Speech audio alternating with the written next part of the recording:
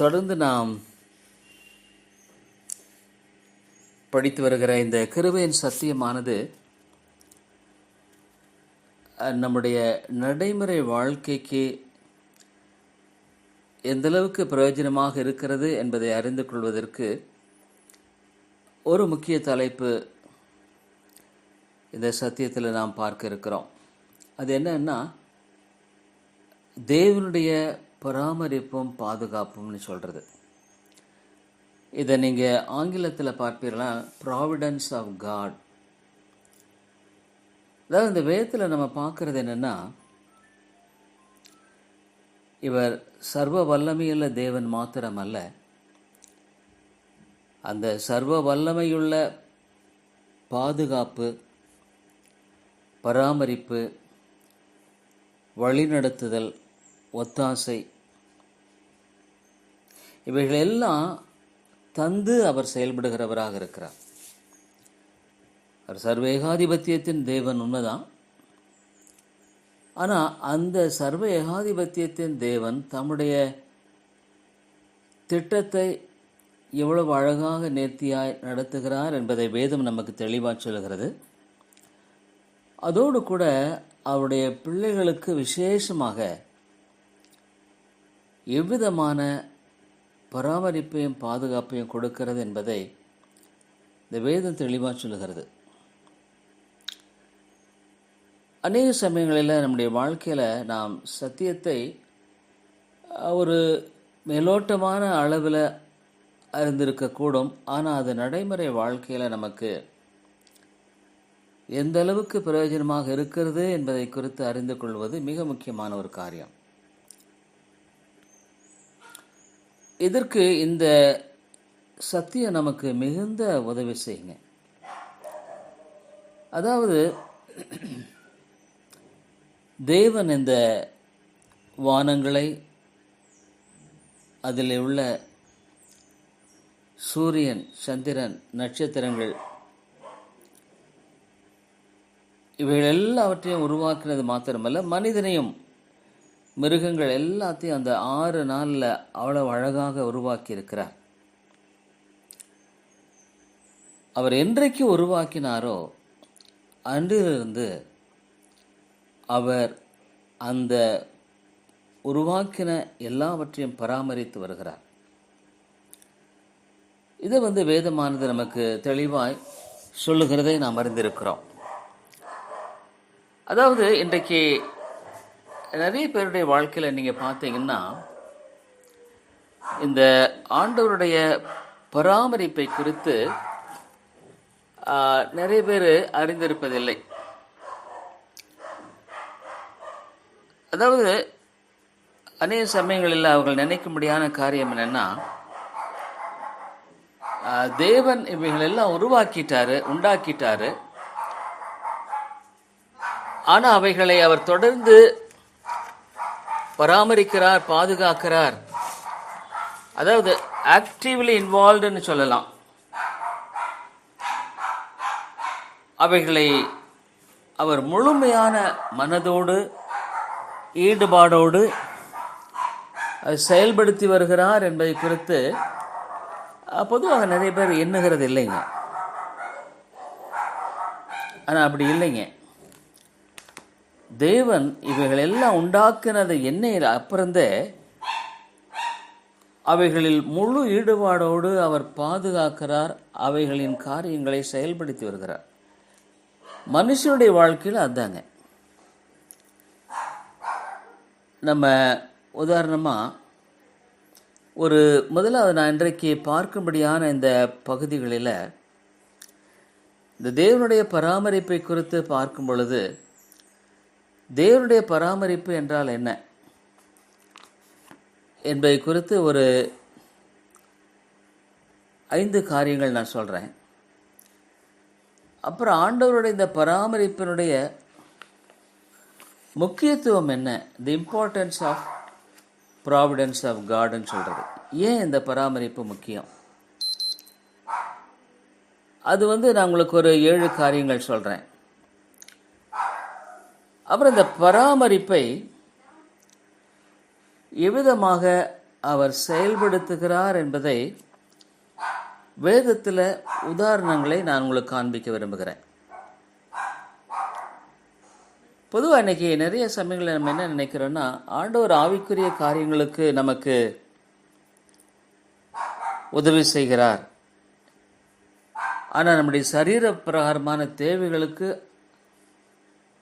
அவர் எந்த அளவுக்கு உதவி செய்கிறார் என்பதை குறித்து நாம் அறியாமல்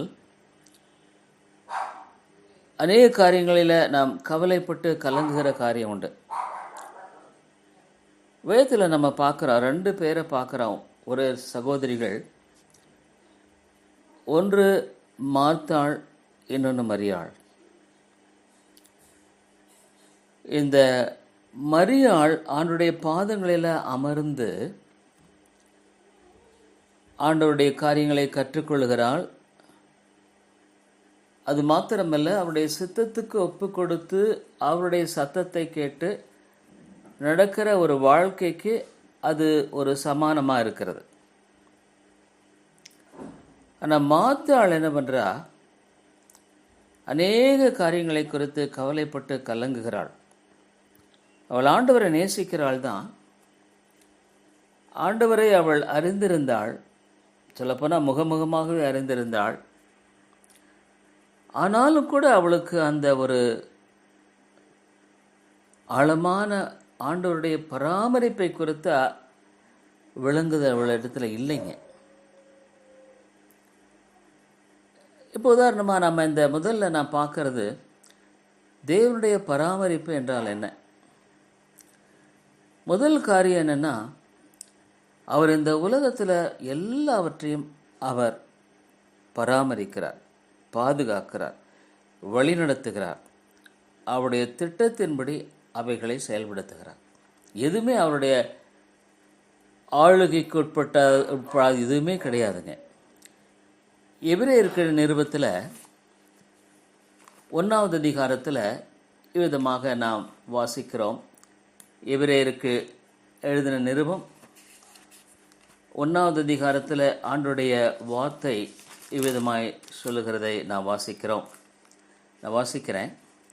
எபிரேயர் 1:3 இவர், அதாவது இயேசு கிறிஸ்துவை குறித்து சொல்லப்படுகிறது, அவருடைய மகிமையின் பிரகாசமும் அவருடைய தன்மையின் சொரூபமாயிருந்து சர்வத்தையும் தம்முடைய வல்லமையுள்ள வசனத்தினாலே தாங்குகிறவராய் தம்மாலே தாமே நம்முடைய பாவங்களை நீக்கும் சுத்திகரிப்பை உண்டு பண்ணி உன்னதத்திலுள்ள மகத்துவமானவருடைய வலது பாரசத்தில் உட்கார்ந்தார். சர்வத்தையும் தம்முடைய வல்லமையுள்ள வசனத்தினாலே தாங்குகிறார், செயல்படுத்துகிறார். ஆங்கிலத்தில் நீங்கள் பார்த்தீங்கன்னா அப்போல்ஸ்ன்னு சொல்ல, அவைகளை நிலைநிறுத்தி கொண்டிருக்கிறார். இன்னும் நீங்கள் கொலோசியர் 1வது அதிகாரத்தில் பார்ப்பீர்களானால், இங்கு ஆண்டவருடைய வசனம் இவ்விதமாய் சொல்லுகிறதை நாம் வாசிக்கிறோம். கொலோசியர் 1வது அதிகாரம், இங்கு தேவனுடைய வார்த்தையானது 17வது வசனத்தில் நான் வாசிக்கிறேன். கொலோசியர் 1:17 அவர் எல்லாவற்றுக்கும் முந்தினவர், எல்லாம் அவருக்குள் நிலைத்திருக்கிறது.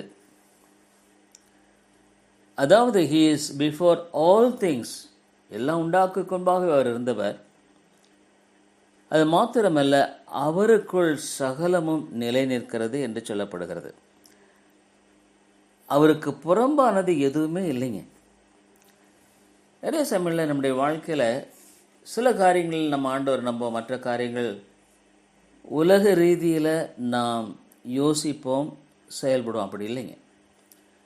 நம்முடைய அனைத்துமே அவருடைய ஆளுகைக்கு உட்பட்டதாக இருக்கிறது. நம்முடைய சரீர தேவையாக இருக்கலாம், அனுதின தேவையாக இருக்கலாம், மிகச்சிறிய ஒரு தேவையாக இருக்கலாம், மிகப்பெரிய ஒரு தேவையாக இருக்கலாம். அது சரீர பிரகாரமான தேவையாக இருக்கலாம், ஆத்ம தேவையாக இருக்கலாம். எல்லாவற்றையும் அவரே ஆளுகை செய்கிறவராக இருக்கிறார். ஆகவே முதலாவது காரியம் என்னன்னா, அவர் படைத்த அனைத்தையுமே அவர் பராமரித்து செயல்படுத்துகிறார். ரெண்டாவது காரியம் நீங்கள் பார்த்தீங்கன்னா, இந்த தேவனுடைய பராமரிப்பும் பாதுகாப்பும் என்பது இந்த உலக சரித்திரத்தை உள்ளடக்கியதாக இருக்கிறது. அவருடைய அந்த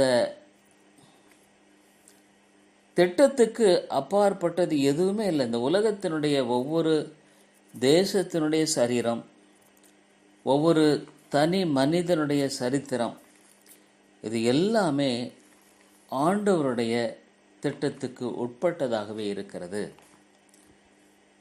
தனியாக சரித்திரம்ங்கிறது எதுவுமே இல்லை. நிறைய சமயத்தில் நம்ம என்ன பண்ணுறோம், ஆண்டவரை நம்முடைய வாழ்க்கையினுடைய நிகழ்வுகள் ஒவ்வொன்றிலும் அவரை உட்படுத்த நம்ம தவறி விடுகிறோம். அதுதான் முக்கியமானது. ஆனால் அவர் அதில் செயல்படுகிறார் என்பதை குறித்த ஒரு நிச்சயமற்றவர்களாக நம்ம வாழும் பொழுது என்னன்னா, நம்ம அநேக சமயங்களில் நம்ம தடுமாறுகிறோம். இப்போ நீதிமொழியின் புத்தகம் 16வது அதிகாரத்தில்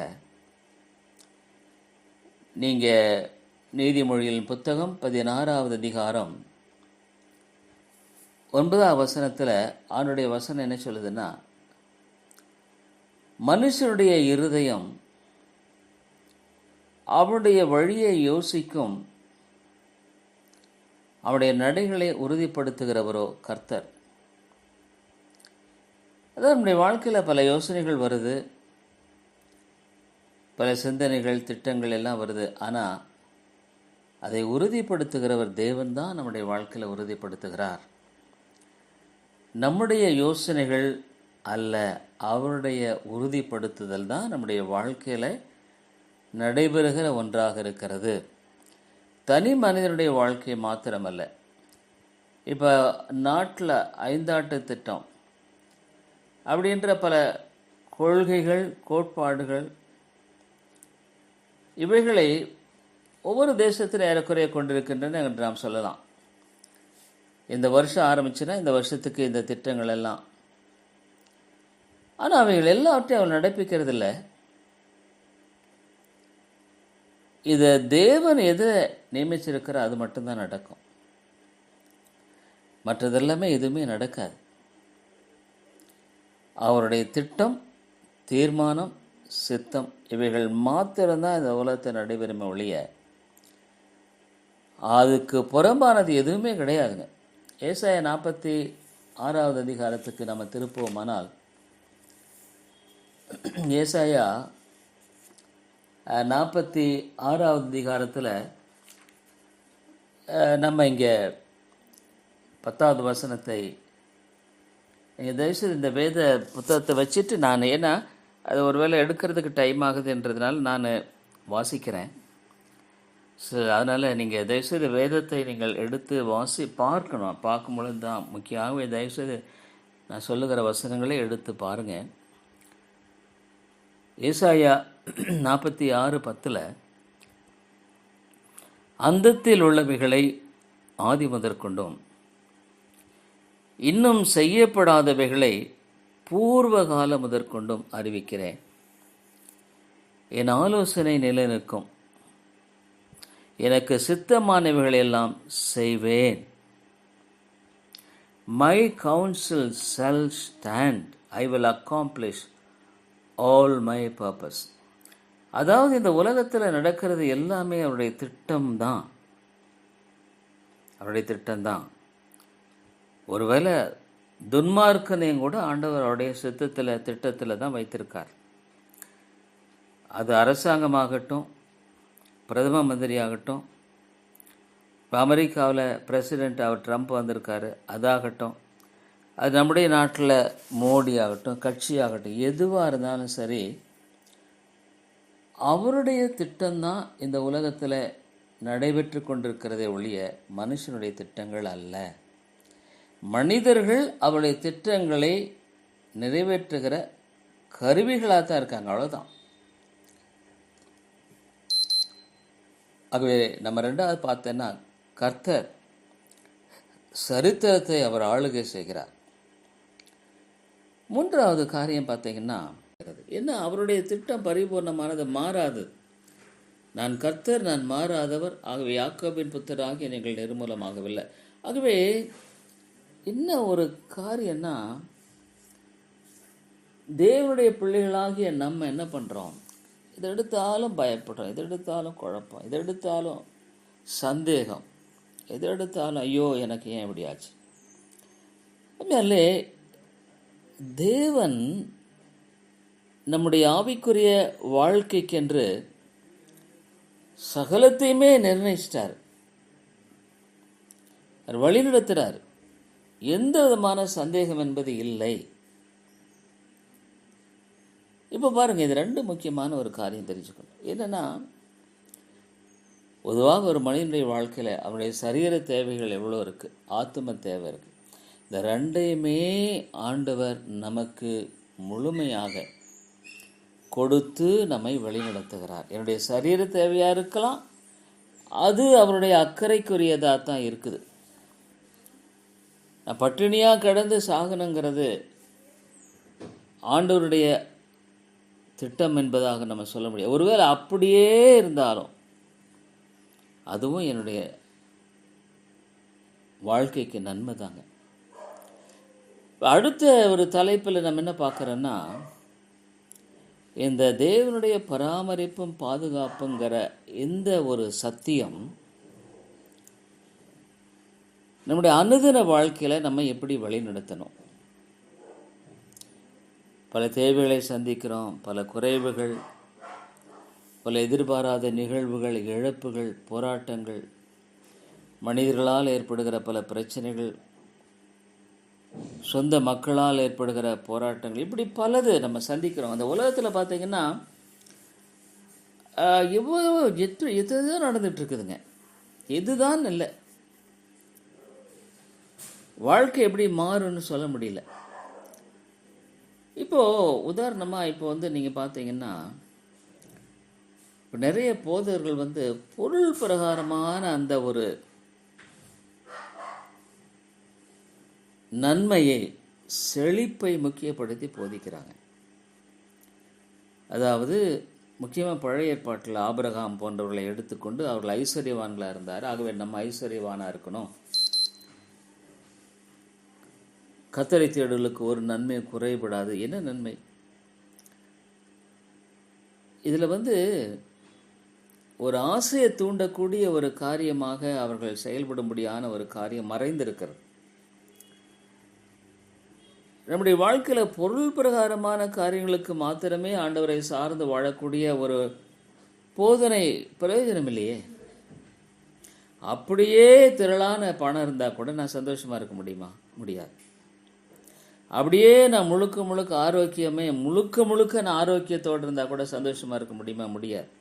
ஏன்? நம்முடைய பாவத்தன்மையினால் எத்தனையோ சமயங்களில் நம்ம மனசு சோர்ந்து விடுகிறது. எல்லாம் இருக்கும், ஆனால் கூட மனசில் சோர்வாக இருக்குது. இந்த உலகத்தில் பணம் நமக்கு திருப்தியை கொடுக்காங்கிறது தெரியும். அப்படின்னா பணம் திருப்தி கொடுத்துன்னா எத்தனையோ பணக்காரர்கள் சந்தோஷமாக இருப்பாங்க இல்லையே. அதை விட ஏழைகள் எத்தனை பேர் சந்தோஷமாக இருக்காங்க, அதுதான் உண்மை.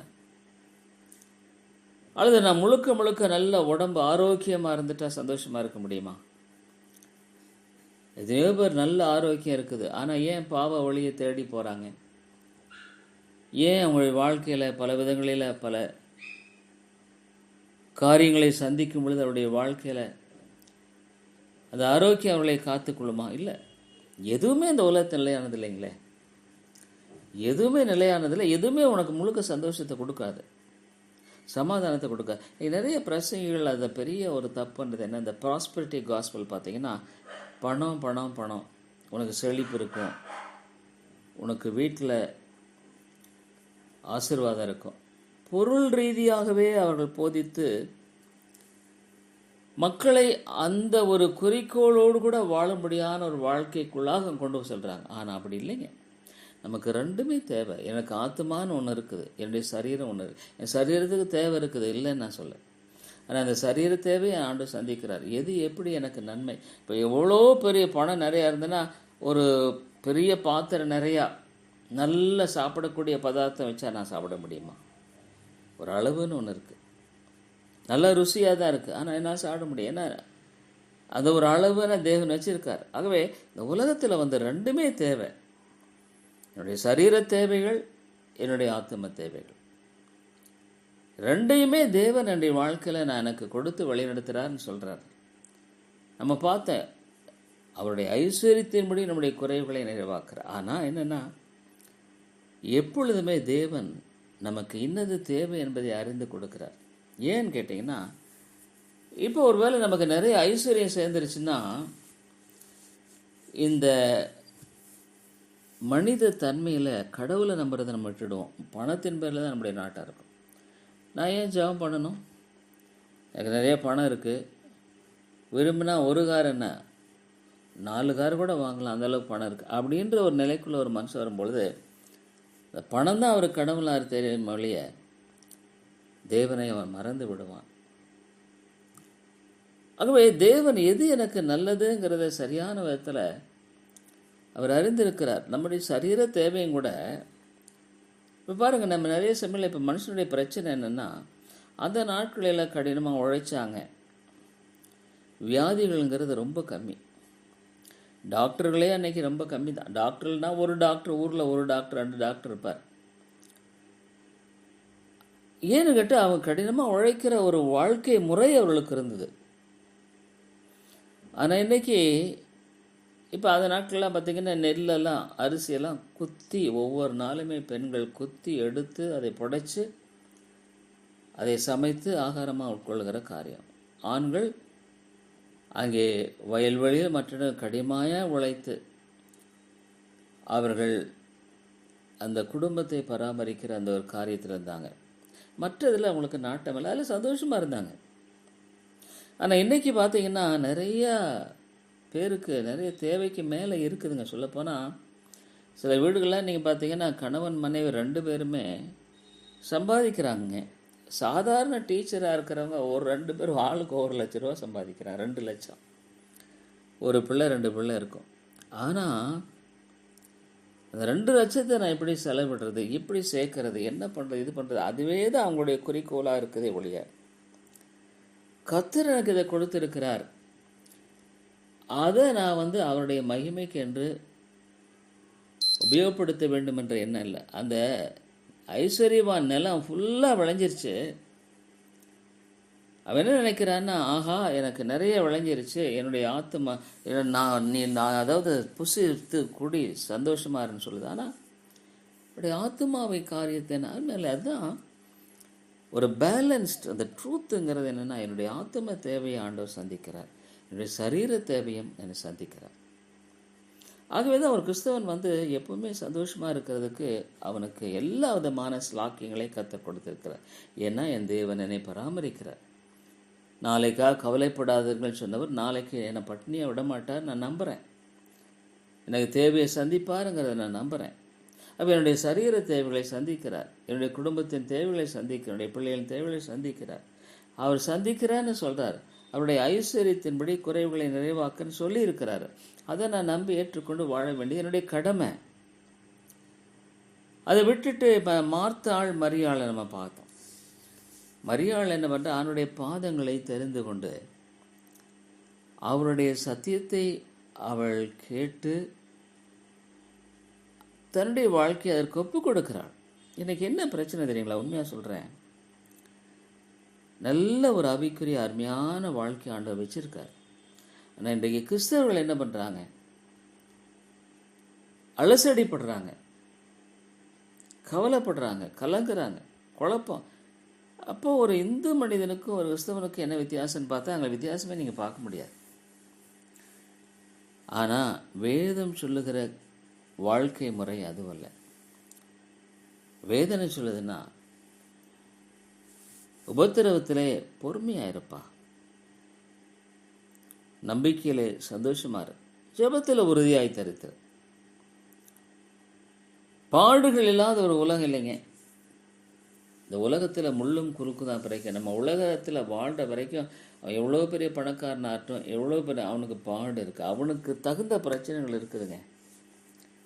சொல்லப்போனால் பெரிய பணக்காரனுக்கு பிரச்சனை அதுதான். ஒரு 10 கம்பெனி வச்சுருக்காருன்னா 10 கம்பெனியுடைய மேனேஜர் அவனுக்கு உண்மையாக இருந்து செயல்படுத்தணும். அந்த கம்பெனியினுடைய செயல்பாடுகள் எல்லாம் சரியாக நடக்கணும்.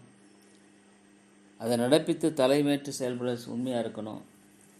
ஆனால் அதில் 10 பேரில் ஒருத்தர், ஒரு கம்பெனியில் ஒரு மேனேஜர் இந்த முதலாளி ஏமாற்றுகிறார்னு சொல்லி அறிந்தால் இந்த மேனேஜருடைய இருதயத்தை எவ்வளோ பாதிக்கும். என்னடா இவ்வளோ ஒரு நம்பிக்கை துரோகம் பண்ணுறாங்களே. மன ரீதியான பாதிப்பு ரொம்ப இருக்குங்க.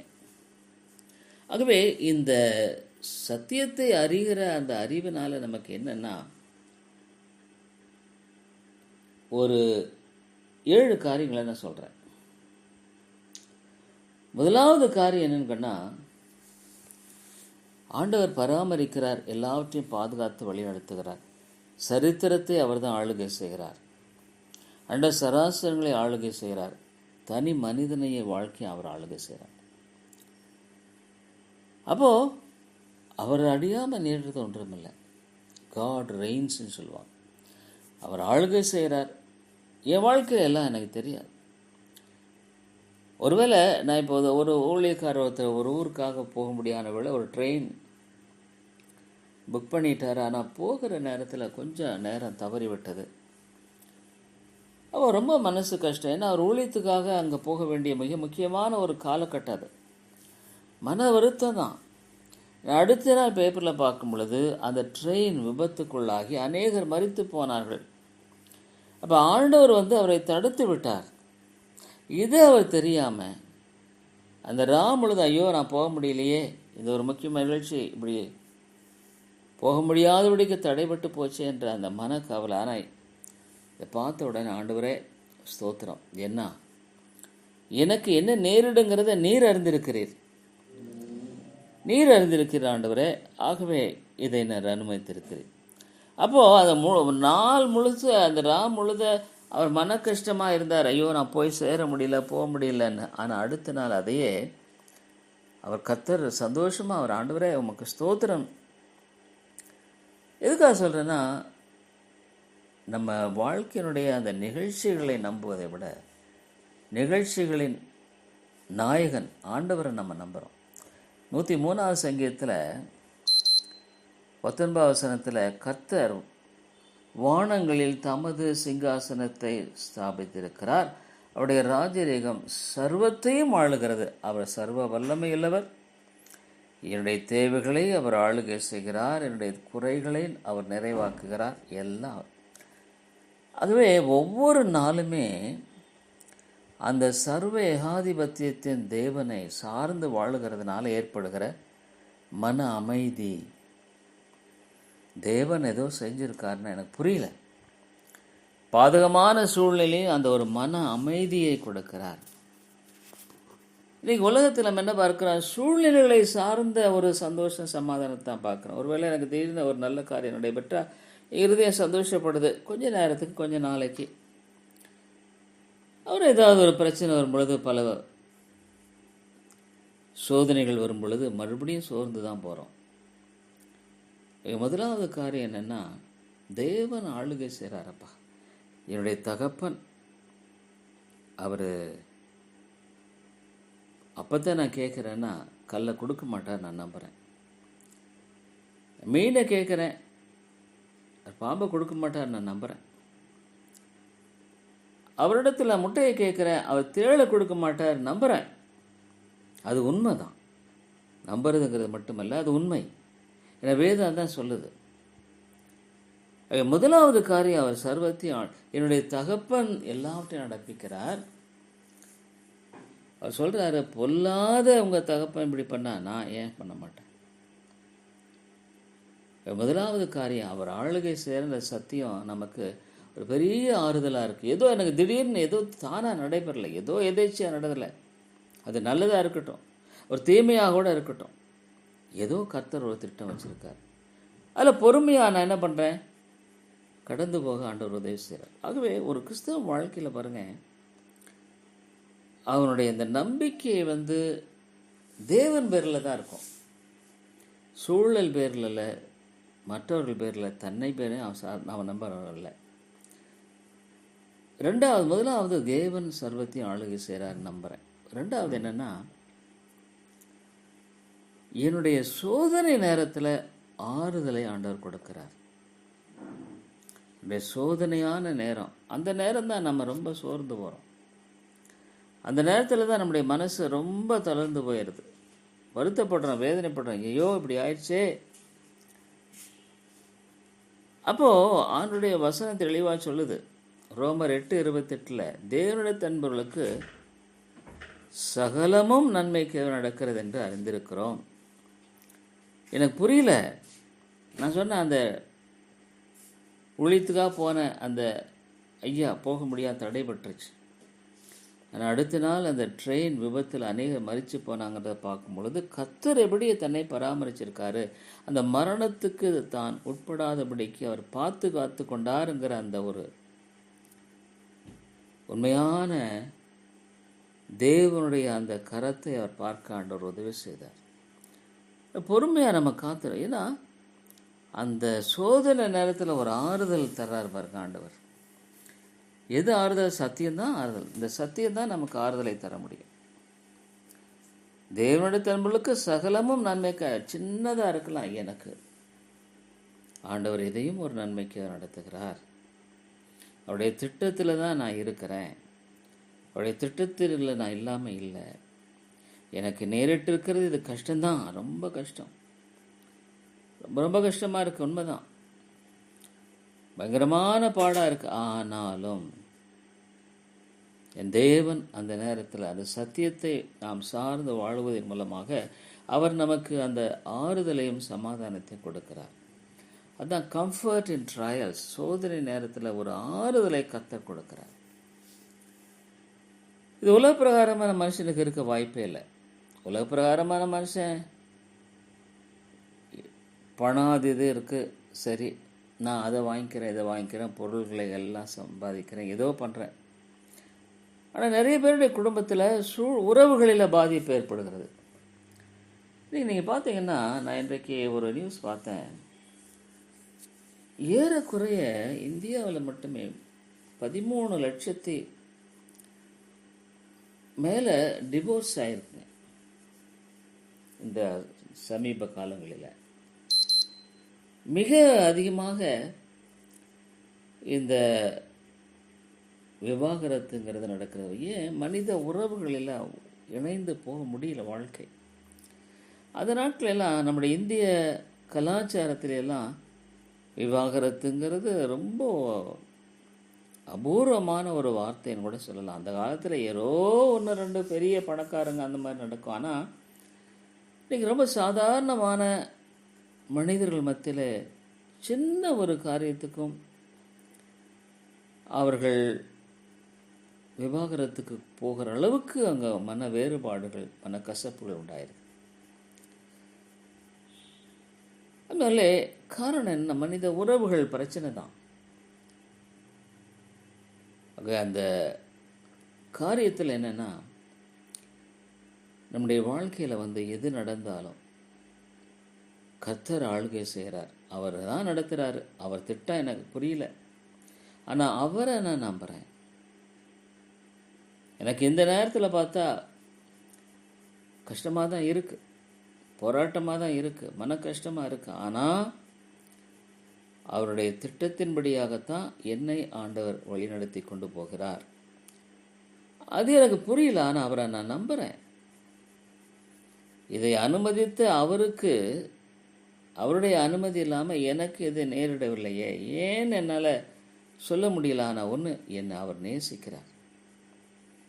எனக்கு அநீதியாக எதுவுமே அவர் செய்ய மாட்டார். அவர் செய்கிறது எல்லாமே எனக்கு நன்மைக்கு எதுவாக தான். அப்போ ஏன் நான் கவலைப்படணும்?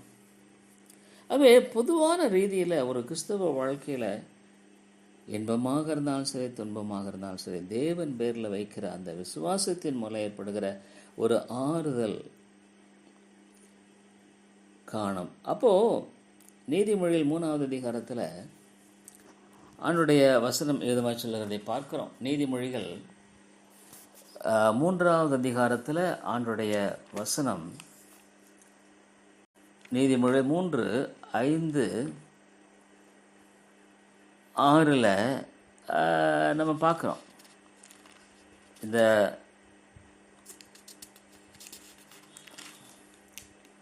வேதம் என்ன சொல்லுதுன்னா, உன் சுய புத்தியின் மேல் சாயாமல் உன் முழு இருதயத்தோடும் கர்த்தரில் நம்பிக்கையாக இருந்த உன் வழிகளெல்லாம் அவரை நினைத்துக்கொள், அப்பொழுது அவர் உன் பாதைகளை செவ்வைப்படுத்துவார். அதாவது உன்னுடைய சொந்த புத்தியை உபயோகப்படுத்த வேண்டாம். சொந்த உபயோகப்படுத்தி இன்றைக்கி நிறைய பேர் என்ன பண்ணுறாங்க, ஒரு பிரச்சனை வந்ததுன்னா அவங்க சொந்த புத்தியை தான் உபயோகப்படுத்துகிறாங்க. எனக்கு கிறிஸ்தவர்கள் அப்படி தான் பார்க்குறாங்க. சொந்த புத்தியை உபயோகப்படுத்தி அந்த காரியங்களை இன்னும் குழப்பத்துக்குள்ளாக்கிக்கிறாங்க. ஏற்கனவே கோணலாக இருக்குது, இப்போ அது இன்னும் கோணலாயிருச்சு. ஆனால் ஆண்டவர் என்ன சொல்கிறார், உன்னுடைய சுய புத்தியின் மேலே சாயாதப்பா, நீ உன் வழிகள் எல்லாம் அவரை நீ அங்கீகரித்துக்கொள். ஆண்டவரை, இது உடைய சித்தம், எனக்கு தாங்கிக் கொள்ள பலன் தாரோம், தப்பித்து கொள்ள முடியாத வழியை தாரோம், நீ ஏற்படுத்தன்னு சொல்லியிருக்கிறீர் ஆண்டவர். ஆகவே அந்த ஒரு சூழ்நிலையில் நம்முடைய வாழ்க்கையில் உலக மனுஷனுக்கும் நமக்கும் அதாங்க வித்தியாசம். ஒரு தேவனை அறியாத மனுஷனுக்கும் தேவனை அறிந்த மனுஷனுக்கும் என்ன வித்தியாசம்னா, அவனுடைய அந்த உபத்திரவங்கள் பாடுகள் மத்தியில் அவன் எந்த அளவுக்கு அவனுடைய வாழ்க்கையில் விசுவாசத்தோடு வாழ்கிறாங்கிறது தான் வித்தியாசம். மற்றபடி உலக மனுஷன் நல்லா பணம் நிறையா தான் சந்தோஷமாக இருக்கான், கிறிஸ்தவனும் அப்படி சந்தோஷமாக இருக்கான்னு அதில் ஒன்றும் வித்தியாசம் தெரியாது. ஆனால் இக்கட்டான நேரத்தில், நெருக்கமான நேரத்தில், சோதனை நேரத்தில் என் வாழ்க்கையில் நான் ஆண்டவர் தான் ஆளுகை செய்கிறாரு, அவருடைய சித்தம்தான் என்னுடைய வாழ்க்கையில் நேரிட்டது, அனுமதிக்கப்பட்டது, இது எல்லாம் அவருடைய சித்தத்துக்கு உட்பட்டது. உன் பாதைகளை செவ்வைப்படுத்துவேன். அப்போ அந்த ட்ரஸ்ட்டு வருதுங்க. தான் மூணாவது என்னென்னா, என்கரேஜ்மெண்ட் டு ட்ரஸ்ட் காட். அவரை நான் நம்புகிறேன், அவ்வளோதான் எனக்கு தெரியும். ஏன்னா என்னுடைய வழிகள் ரொம்ப கீழானவைகள், அவருடைய வழிகள் மேலானவைகள். நான் அவரை நம்புகிறேன், அவரை நம்பி நான் பொறுமையாக இருப்பேன், சகிப்பேன், தாங்குவேன், பொறுத்து போவேன். அதுக்குரிய கிருபையை ஆண்டவரே தாரும். தீமையை சகிக்கிறவன் பாக்கியவான், சோதனையை சகிக்கிறவன் பாக்கியம். உத்தமன் என்று விளங்கினவன் அவனுக்கு ஜீவ கிரீடத்தை ஆண்டவர் கொடுக்கிறார். ஆகவே மூணாவது காரியம் என்னென்னா, முதல் காரியம் நம்ம பார்த்தோம், தேவன் சர்வத்தையும் ஆளுகை செய்கிறார், அவருடைய சித்தம் இல்லாமல் எனக்கு எதுவும் நேரிடுறதில்லை. ரெண்டாவது சோதனை நேரத்தில் ஒரு ஆறுதலை நாம் பெற்றுக்கொள்ளுகிறோம் இந்த சத்தியத்தின் மூலம். மூணாவது அந்த ஒரு நம்பிக்கை, விசுவாசத்தை நமக்கு கொடுக்கிறதாக இருக்கிறது. நாலாவது என்னென்னா, ஒரு நன்றி உள்ள ஒரு இருதயத்தை நாம் கொண்டிருக்கும்படியாக உதவி செய்கிறது. என்று கேட்டால், என்னுடைய வாழ்க்கையில் எதெல்லாம் எனக்கு தேவையோ அதெல்லாம் அவர் தாமே நிரூபிக்க முடியாத ஒரு வாய்ப்பாக ஆண்டவர் செய்கிறார். உண்மைதான். பல வேளைகளில் நம்ம ஏன் நேரிடுதுன்னு தெரியாமல் இருப்போம். அப்புறம் பின்னால் பார்க்கும் பொழுது அது எவ்வளவு நல்லதாக ஆண்டவர் ஆற்றியிருக்கான்னு பார்க்கும் பொழுது தான் நமக்கு தெரியும், ஓஹோ, ஆண்டவர் இந்த காரியத்தை, இந்த நன்மைக்கு எதுவாக தான் இந்த குறைவை ஏற்படுத்தியிருக்கிறார், இந்த நெருக்கத்தை ஏற்படுத்தியிருக்கிறார்.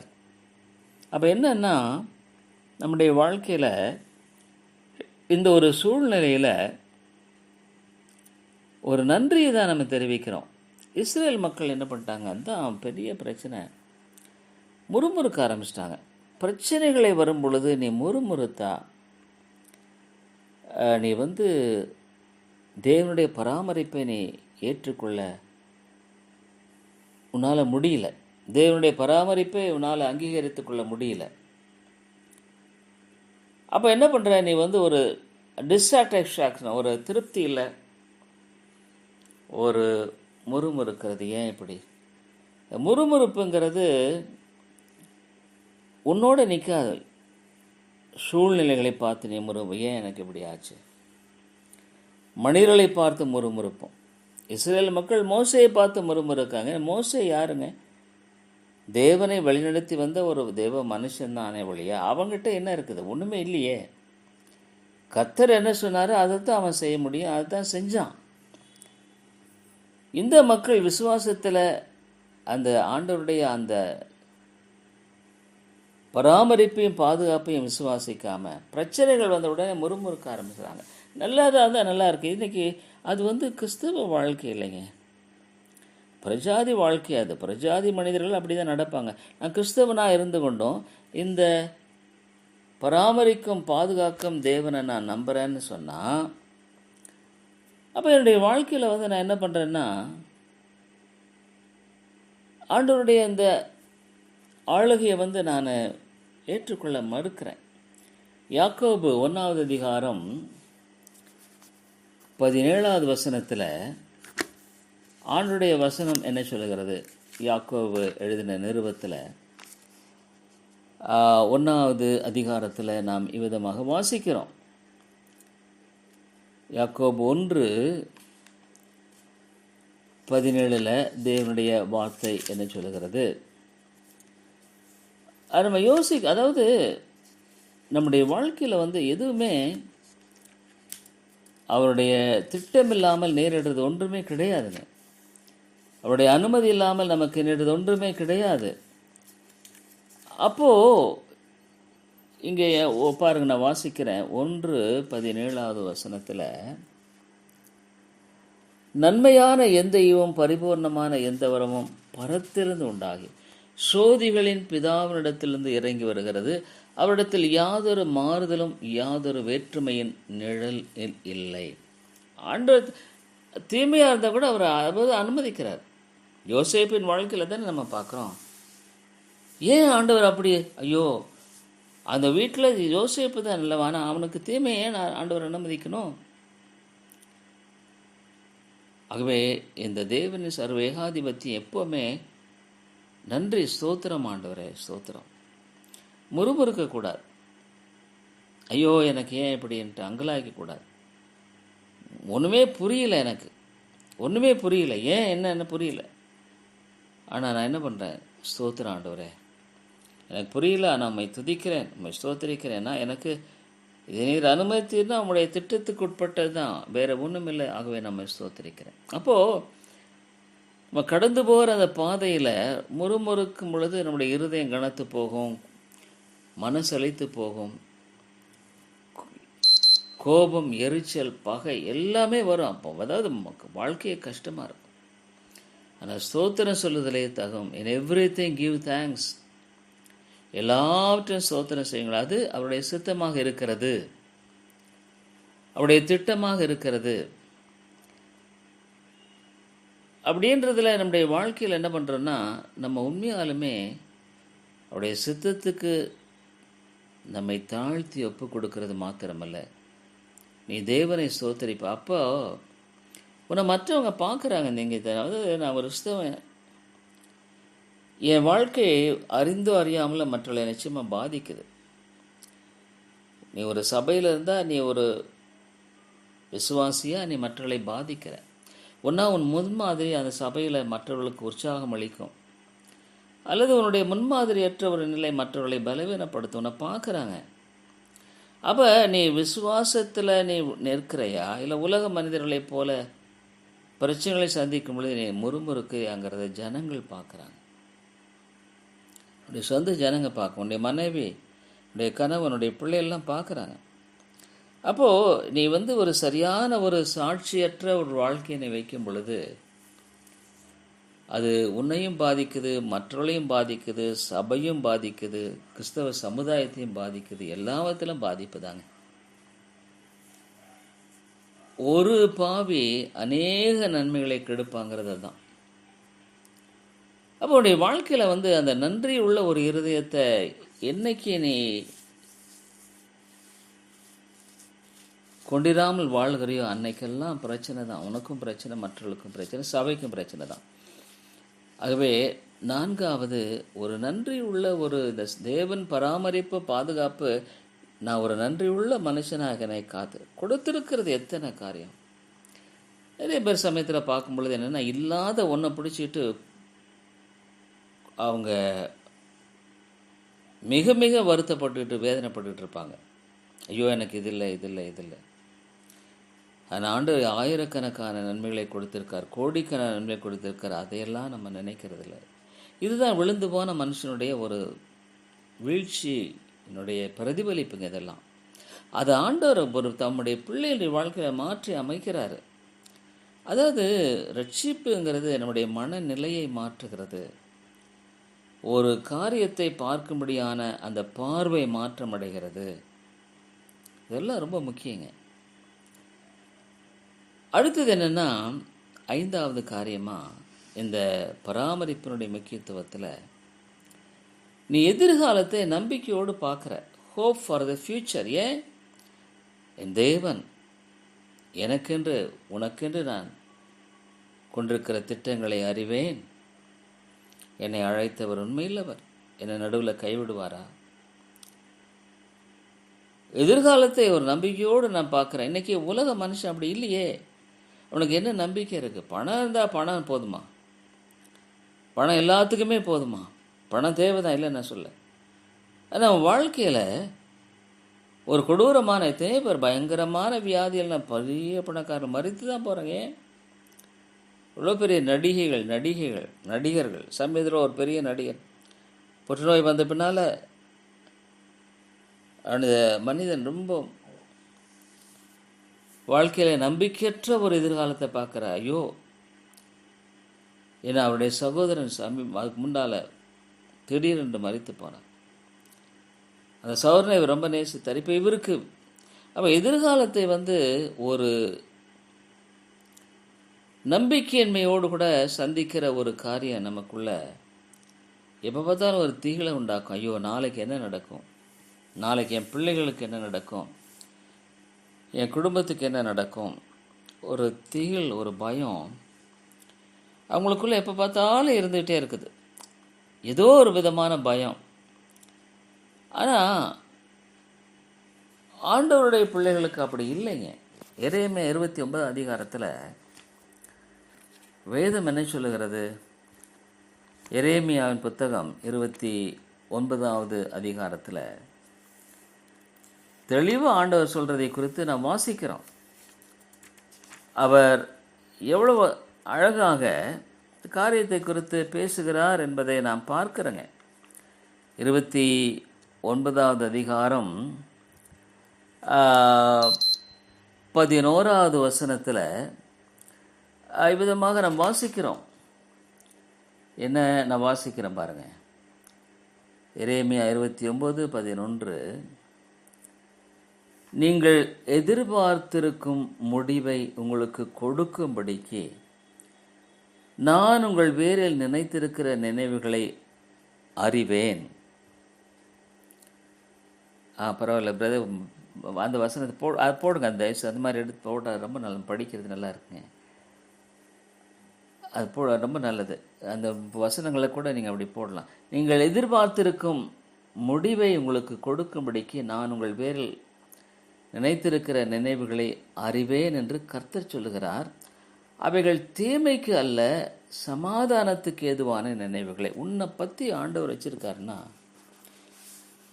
அவர் உனக்கு சமாதானத்துக்குரிய காரியங்களை வச்சிருக்கேன்றாரு. அப்போ ஏன் நான் எதிர்காலத்தை ஒரு நம்பிக்கையோடு நான் பார்க்க முடியாது? எனக்குன்னு ஒரு God has got a plan. இந்த உலகத்தில் என்னை சிருஷ்டித்தவர், இந்நாள் மட்டும் வழிநடத்தினவர். ஆகவே ஒரு எதிர்காலத்தை நம்பிக்கையோடு பார்க்கக்கூடிய ஒரு நம்புதல் இந்த சத்தியத்தின் மூலமாக தேவனுடைய பிள்ளைகளுக்கு ஆண்டவர் கொடுக்கிறார். 6வது காரியமாக நீங்கள் பார்க்கும் பொழுது, நம்முடைய அனுதின வாழ்க்கையில் டெய்லி லிவிங் ஆண்டவர் நம்மளை வழிநடத்துகிறாருங்க. அதாவது என்னை வழிநடத்துகிறார் என்ற உறுதிப்பாடு நமக்குள்ள ஆண்டவர் கொடுத்து நம்மளை செயல்படுத்துகிறார். நீதிமொழிகள் 16வது அதிகாரத்தில் பார்த்தீங்கன்னா, நீதிமொழிகள் 16:9, அவர்கள் அந்த வசனத்தை நீங்கள் போட்ட மாதிரி இருந்தால் கூட நல்லதான். இப்போ நீங்கள் யாரோ ஒரு பிரதர் போட்டார் இல்லைங்களா, அது மாதிரி போட்டால் நல்லதுதான். நீதிமொழிகள் 16வது அதிகாரம், கரெக்டுங்க, ராம்குமார் போட்டிருக்கார் பாருங்கள். மனுஷனுடைய இருதயம் பொதுவாக இயற்கையான ஒரு மனிதனுடைய இருதயம் எப்படிங்கிறத பைபிள் சொல்லுது. இதுதான் அவனுடைய நிலை. இது அவனுடைய வாழ்க்கையில் இங்கே எப்படியானது இருக்கிறதுன்னு சொன்னால் 16:9 நம்ம விதமாக வாசிக்கிறோம். நான் வாசிக்கிறேன். மனுஷனுடைய இருதயம் அவனுடைய வழியை யோசிக்கும், அவனுடைய நடைகளை உறுதிப்படுத்துகிறவரோ கர்த்தர். என் நடைகளை அவர் தான் உறுதிப்படுத்துகிறார். அதாவது அனுதின வாழ்க்கையில் நான் ஒவ்வொரு அடியும் எடுத்து வைப்பது அவர் என்னை உறுதிப்படுத்துகிறார் என்ற நம்பிக்கையோடு நான் எடுத்து வைக்கிறேன். அப்போ அனுதின வாழ்க்கையில் கூட நமக்கு என்னென்னா, ஒரு எது திடீர்னு ஐயோ நடந்து போச்சு அப்படின்னு இல்லை. என் நடைகளை அவர் அறிவார்.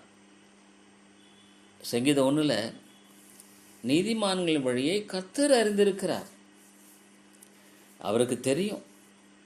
எனக்கு நேரிட்டு இருக்கிறது அவருக்கு தெரியும். அவருக்கு தெரியாமல் எதுவுமே நடக்கலை.